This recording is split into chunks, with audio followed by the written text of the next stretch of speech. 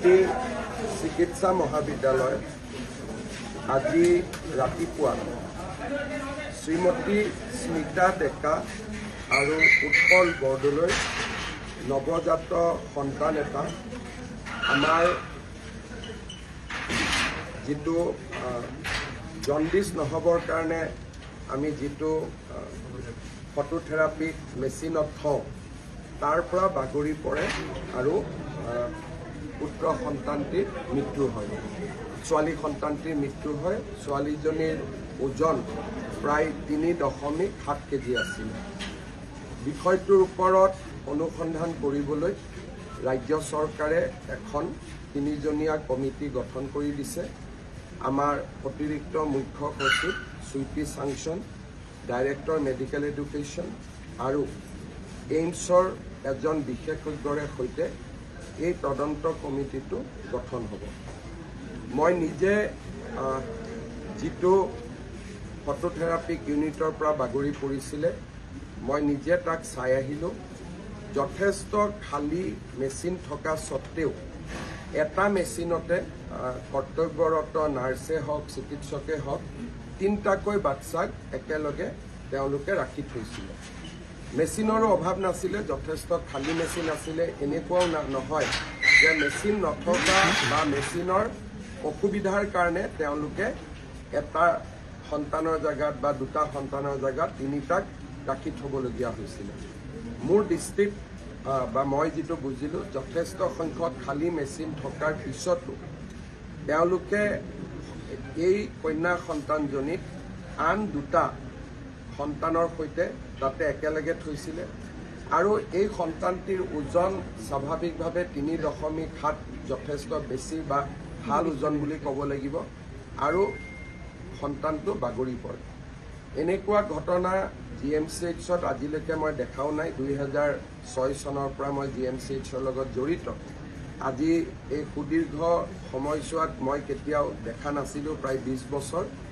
আজিৰ ঘটনাটো দেখি মই নিজেও অত্যন্ত দুখিত, কাৰণ আমাৰ GMCHৰ যিটো প্ৰতিষ্ঠা, এই প্ৰতিষ্ঠাৰ লগত এই বিষয়টো একেবাৰে সংগতি নাখায়। ইয়ে মেডিকেল কলেজখনৰ প্ৰতি যিটো ৰাইজৰ ভালপোৱা আছে সেই ভালপোৱাটো কমাই দিয়ে। আমাৰ বাবে অত্যন্ত দুখজনক ঘটনা। মই সেইবাবে নিজে ঘটনাটো পৰিদৰ্শন কৰিলোঁ। অহা 3 দিনৰ ভিতৰত বা 4 দিনৰ ভিতৰত কমিটিখনে ৰিপৰ্ট দিব। কৰ্তব্যৰত নাৰ্ছগৰাকীক ইতিমধ্যে আমি নিলম্বিত কৰিব দিছোঁ আৰু গোটেই বিষয়টো যিহেতু CCTV ফুটেজ আছে, গতিকে গোটেই বিষয়টো আমি নিৰপেক্ষভাৱে তদন্ত কৰিম। যিটো বা আজি ৰাতিপুৱা যিটো ঘটনা, এইটো আমি পেচেণ্ট বেছি হৈছে বুলি আমি দায় সাৰিব পৰা ঘটনা নহয়। এইটো এটা মানৱীয় ভুল। ভুলটো ইচ্ছাকৃত নে অনিচ্ছাকৃত তাৰ তদন্ত কৰিব লাগিব, কিন্তু ভুলটোক আমি ভুল বুলি ক'ব লাগিব। তাক বেলেগ কথা কৈ ভুলটো নহয় বুলি কোৱাৰ চেষ্টা কৰাটো মই উচিত বুলি নাভাবোঁ। এইটো এটা ভুলো হৈছে আৰু অক্ষমনীয় অপৰাধো হৈছে। আৰু কথাটো শুনাৰ পৰাই ৰাতিপুৱাৰ পৰা মনটো বেয়া লাগি আছে। সেইকাৰণে মই নিজে গুচি আহিলোঁ। এইটো একেবাৰে উচিত নহয়। কন্যা সন্তানটিৰ পিতৃকো মই সাক্ষাৎ কৰিলোঁ আৰু তেওঁকো মই অহাকালি অফিচত মাতিছোঁ। তেওঁকো মই যেনেকৈ পাৰোঁ সান্তনা দিবৰ বাবে চেষ্টা কৰিম। কিন্তু ইমান ধুনীয়া 3.7, তাৰমানে ইমান ধুনীয়া সুঠাম বুলি ক'ব লাগিব, ছোৱালী এজনী এনেকৈ আমাৰ হস্পিটেলত মৃত্যু হোৱাটো সেইটো মানি ল'বলগীয়া বিষয় নহয়। মই নিজে অত্যন্ত দুখ আৰু লাজ পাইছোঁ যে এনেকুৱা ঘটনা আমাৰ মেডিকেল কলেজখনত হৈছে। মই নিজে অত্যন্ত লাজ পাইছোঁ, বুজাব নোৱাৰাকৈ মই লাজ পাইছোঁ।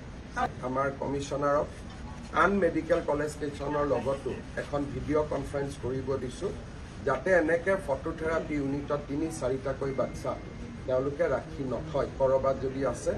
আৰু এই গোটেই ঘটনাটোৰ পৰিপ্ৰেক্ষিতত আমি এখন SOPও বনাব লাগিব, যাতে আন মেডিকেল কলেজ, এইটো এটা ঘটনা আজি GMCHত হৈছে, কালি ডিব্ৰুগড়তো হ'ব পাৰে। গতিকে অহাকালি মই আমাৰ সিদ্ধাৰ্থ সিং কমিশ্যনাৰ তেখেতক কৈছোঁ যে গোটেইকেইখন মেডিকেল কলেজৰ principal, head of the department আমাৰ পেডিয়াট্ৰিক্স আৰু গাইনিক লগত লৈ তেওঁ যাতে VC এখন কৰি সকলোকে এই ঘটনাটোৰ বিষয়ে কাৰণ এইখন মেডিকেল কলেজত প্ৰয়োজনীয়তকৈ অজস্ৰ ডাক্তৰ আছে, প্ৰয়োজনতকৈ অধিক নাৰ্ছ আছে, প্ৰয়োজনতকৈ অধিক ইয়াতে ৱাৰ্ড বয় ৱাৰ্ড গাৰ্ল আছে, আৰু কোনো ফালৰ পৰা এইখন মেডিকেল কলেজত ষ্টাফ কোনো সমস্যা নাই। মেচিন আটাইতকৈ ভাৰতৰ ভিতৰতে ভাল মেচিন আছে। এইখন মেডিকেল কলেজত এটা সময়ত আমি হাজাৰ হাজাৰ কোভিড ৰোগীক একেলগে চিকিৎসা কৰিছোঁ। গতিকে যদি কোনোবাই এইবোৰ কথা কৈছে, সেইটো দায় কৰা মন্তব্য, আৰু সেইটো মন্তব্যক মই মানি নলওঁ।